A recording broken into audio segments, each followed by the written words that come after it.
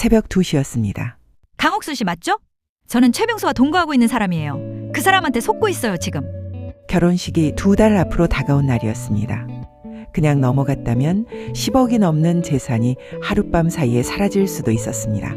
더 무서운 건 따로 있었습니다. 이 일을 꾸민 사람 중 한 명이 제 아들이었습니다. 오늘 이 이야기를 끝까지 들어주시기 바랍니다.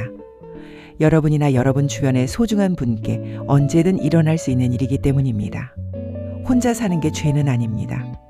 그런데 세상은 혼자인 사람을 가만두지 않습니다. 거창한 협박이 아닙니다. 아주 따뜻한 얼굴로 다가옵니다. 외롭다는 걸 눈치채고 믿어주기를 기다리면서 조금씩 천천히. 이미 당하셨거나 지금 비슷한 상황에 처해 계신 분이 계실 수도 있습니다. 아니면 부모님, 가까운 이웃 어르신이 걱정되시는 분도 계실 겁니다. 노후에 가장 위험한 건 투자 실패가 아닐 수 있습니다. 가장 가까운 사람의 선의처럼 보이는 접근, 그게 더 위험합니다. 저는 강옥순입니다. 올해 67입니다. 퇴직한 지 오래됐습니다. 중학교 교장으로 정년까지 채운 뒤 교단을 떠났습니다. 퇴직연금이 나오고 남편이 남긴 보험금이 있었습니다.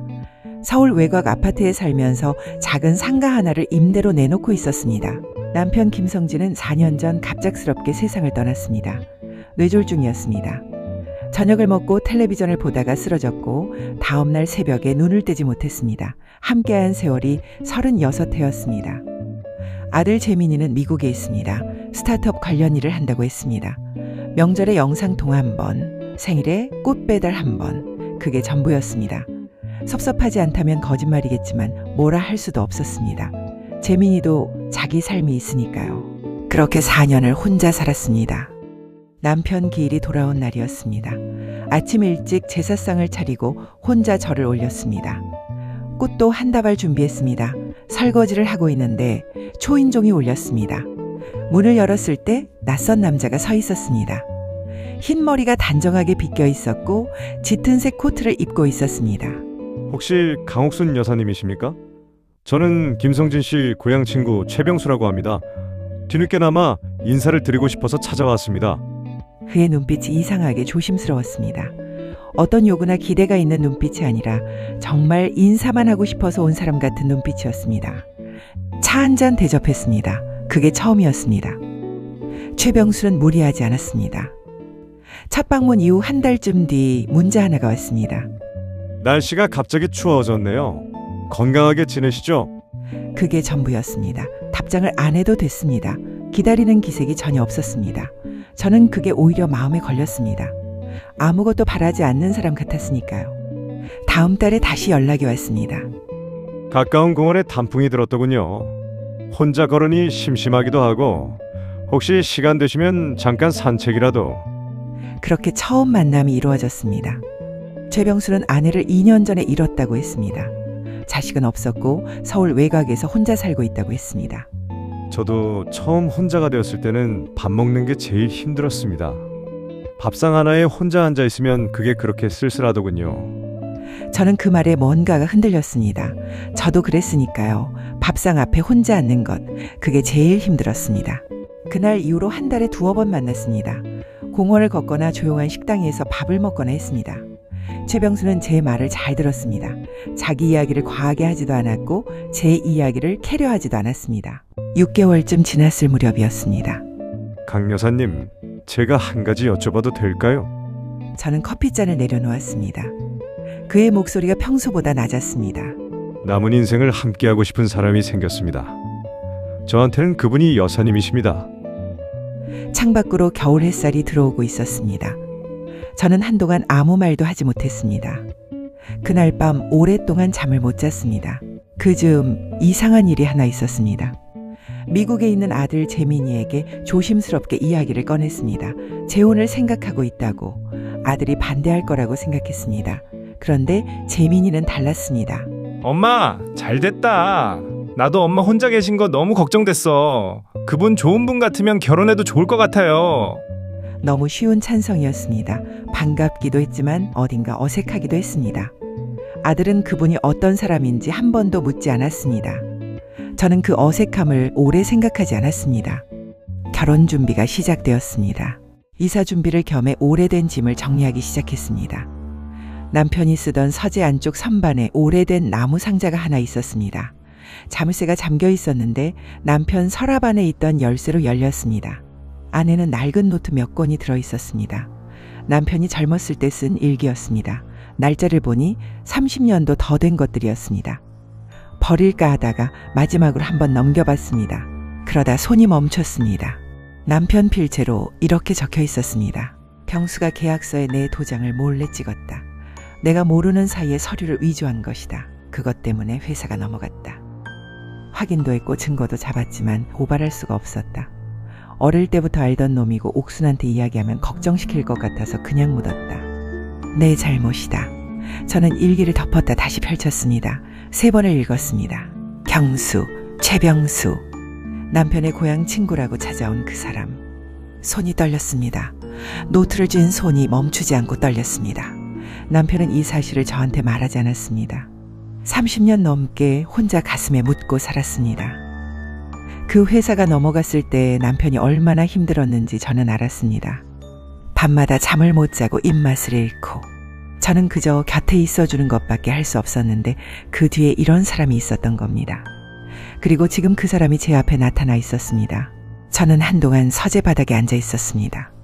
아무것도 할 수가 없었습니다. 그날 밤 잠을 이루지 못하다가 아들에게 전화를 걸었습니다. 엄마, 그 일기 내용이 뭔데요? 이야기를 했습니다. 병수가 아버지의 도장을 위조해서 계약서를 만들었다는 내용이 있다고. 그게 바로 최병수 씨인 것 같다고. 전화 너머로 잠시 침묵이 있었습니다. 엄마, 그거 옛날 일이잖아요. 아빠도 그냥 덮으셨던 거고. 엄마가 지금 예민해져 있어서 그런 거 아닐까요? 저는 핸드폰을 꽉 쥐었습니다. 재민이의 목소리가 어딘가 불편해하는 것 같았습니다. 걱정이 아니라 이 일이 틀어질까봐 불안해하는 것 같은 목소리였습니다. 재민아, 너 그 사람이랑 연락한 적 있어? 또 침묵이 있었습니다. 아니요, 엄마, 그냥 좋은 쪽으로 생각해요. 전화를 끊고 나서 한참을 생각했습니다. 아들의 목소리가 머릿속에서 떠나지 않았습니다. 며칠이 지났습니다. 저는 겉으로는 아무것도 모르는 척했습니다. 최병수와의 약속도 그대로 이어갔습니다. 하지만 이제 그의 말 하나하나가 다르게 들렸습니다. 강 여사님, 상가 임대 계약은 제가 인수받으면 더 잘 관리할 수 있을 것 같은데요? 결혼하고 나면 재산 정리를 좀 해두는 게 좋지 않을까요? 노후 자금을 명의 하나로 모아두면 세금도 줄이고. 아드님은 요즘 어떻게 지내세요? 미국 생활이 넉넉한가요? 처음에는 자연스럽게 들렸던 말들이 이제 다르게 들렸습니다. 그는 제 재산 구조를 알고 싶어 했습니다. 그리고 새벽 2시에 전화가 왔습니다. 모르는 번호였습니다. 망설이다 받았습니다. 여자의 목소리였습니다. 강옥순 씨 맞죠? 저는 최병수와 동거하고 있는 사람이에요. 할 말이 있어요. 그 사람한테 속고 있어요, 지금. 손에서 핸드폰이 떨어질 뻔했습니다. 저는 정은하라고 해요. 1년 넘게 같이 살고 있어요. 그 사람이 강 씨랑 결혼 준비 중인 거 저도 알아요. 그 사람 핸드폰 문자에서 봤어요. 저는 소파에 앉았습니다. 다리에 힘이 들어가지 않았습니다. 왜 저한테 연락을 하셨어요? 저도 처음엔 못했어요. 무서워서요. 그런데 제가 알고 있는데 가만히 있으면 저도 잘못된 거잖아요. 그리고 저한테도 아주머니한테 해드려야 할 말이 있어요. 다음 날 서울 외곽의 카페에서 만났습니다. 정은하는 생각보다 어려 보였습니다. 40이 조금 넘었다고 했습니다. 얼굴이 수척했고 손을 자주 만지작거렸습니다. 그 사람이 저한테도 처음엔 잘해줬어요. 의지가 되고 든든하고요. 근데 시간이 지나면서 이상해졌어요. 제 통장이랑 카드를 달라고 했어요. 관리해준다고 하면서요. 거절하면 무서워졌어요. 그녀가 잠깐 말을 멈췄습니다. 그 사람이 아주머니한테 접근한 게 처음이 아니에요. 저한테 직접 그랬어요. 재산 있는 여자랑 결혼해서 정리하면 우리 함께 살 수 있다고요. 저는 탁자에 놓인 커피잔을 바라봤습니다. 아무 말도 하지 못했습니다. 정은아가 핸드폰을 꺼냈습니다. 그리고 이거요. 아주머니 아드님이랑 주고받은 문자예요. 제가 몰래 저장해뒀어요. 화면에 문자 내용이 보였습니다. 최병수가 재민에게 보낸 문자였습니다. 너희 어머니 상가 등기 서류 확인했어? 예금 규모 파악되면 연락해. 잘 되면 너 빚 문제는 내가 처리해 줄게. 그리고 재민이의 답장이었습니다. 네. 아파트 포함하면은 총 자산이 크게 잡아서 12억 정도 될 것 같아요. 상가 임대료도 매달 나오고요. 서두르지 말라고 했는데 엄마가 일기장을 발견한 것 같아요. 어떡하죠? 저는 화면을 한참 바라봤습니다. 아들이었습니다. 제 아들이 제 재산 현황을 최병수에게 알려주고 있었습니다. 아들의 빚 문제를 최병수가 해결해주는 조건으로. 저는 카페 바깥을 바라봤습니다. 사람들이 지나가고 있었습니다. 아무것도 모르는 얼굴로. 정은아가 조용히 말했습니다. 저도 도움이 필요해요. 혼자 빠져나오고 싶어요. 저는 집으로 돌아오지 않았습니다. 가방 하나를 챙겨서 오래된 제자에게 전화를 걸었습니다. 박지연. 지금은 변호사가 된 제 제자였습니다. 졸업 이후에도 명절마다 연락을 보내오던 아이였습니다. 지연이는 연락을 받자마자 찾아왔습니다. 정은아에게서 받은 문자 화면, 남편의 일기장, 제가 메모해둔 최병수의 발언들을 전부 보여줬습니다. 선생님, 이건 처음부터 계획된 겁니다. 단순 사기 미수가 아니에요. 동거인을 통한 내부 공모 정황도 있고 아드님 쪽도 공범 여부를 따져봐야 해요. 저는 오랫동안 아무 말도 하지 않았습니다. 아들은 어떻게 되는 거야? 그건 선생님이 결정하셔야 해요. 고소 여부와 범위를 선생님이 정하시는 거예요. 저는 눈을 감았습니다. 재민이 얼굴이 떠올랐습니다. 아버지 기일에 영상통화를 하면서 울던 얼굴이, 그리고 그 문자 화면이 같이 떠올랐습니다. 재민이에게 전화했습니다. 이번엔 바로 받았습니다. 사실을 다 알고 있다고 했습니다. 문자 내용도 알고 있다고 했습니다. 전화 너머로 긴 침묵이 있었습니다. 그리고 재민이가 말했습니다. 엄마, 나 죽을 것 같았어. 빚이 너무 많아서. 그 사람이 먼저 나한테 접근했어. 엄마 재산 알려주면 빚을 대신 갚아준다고. 저는 창밖을 바라봤습니다. 재민아, 그게 내 재산이야. 그리고 나는 네 엄마야. 아들은 아무 말도 하지 못했습니다. 한참 만에 흐느끼는 소리가 들렸습니다. 내가 잘못했어, 엄마. 저는 전화를 끊었습니다. 한 달 후 재판이 시작됐습니다. 최병수는 당당한 표정으로 법정에 들어왔습니다. 정장을 차려입고 아무 일도 없다는 얼굴이었습니다. 저는 그 얼굴을 바라봤습니다.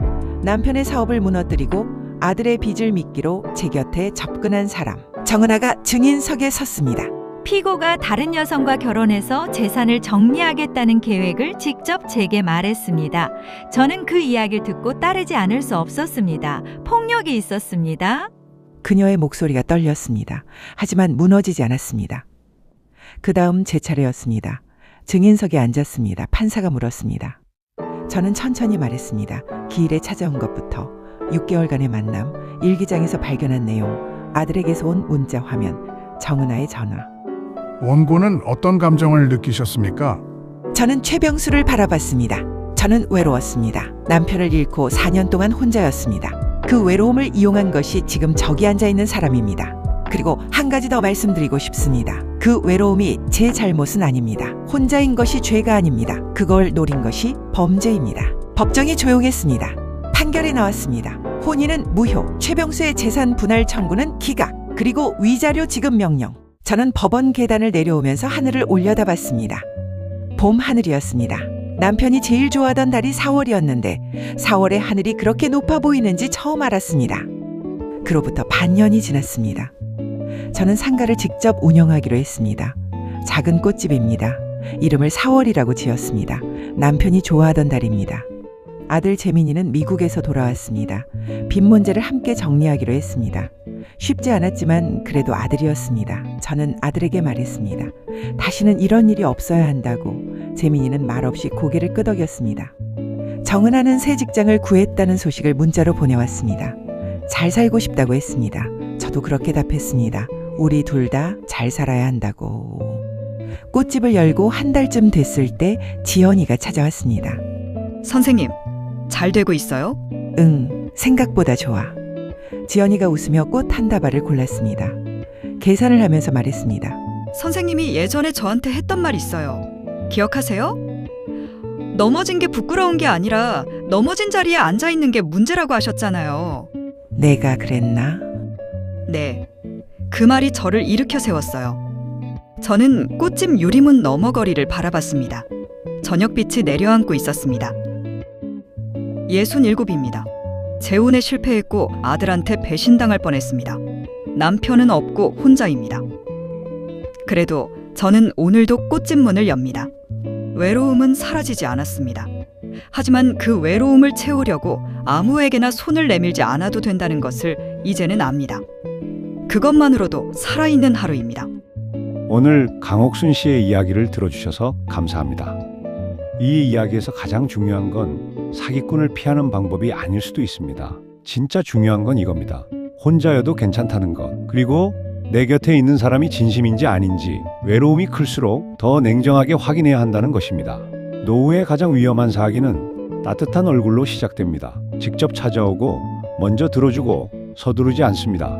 재산보다 마음을 먼저 가져가려 합니다. 부모님이 혼자 지내신다면 오늘 한 번 더 안부를 여쭤봐 주세요. 그것만으로도 달라질 수 있습니다. 저는 앞으로도 이런 이야기를 여러분께 전해드리려 합니다. 거창한 교훈보다는 실제로 일어났거나 일어날 수 있는 이야기들입니다. 오늘 함께 해주신 것처럼 다음에도 이 자리에서 만나 뵙겠습니다.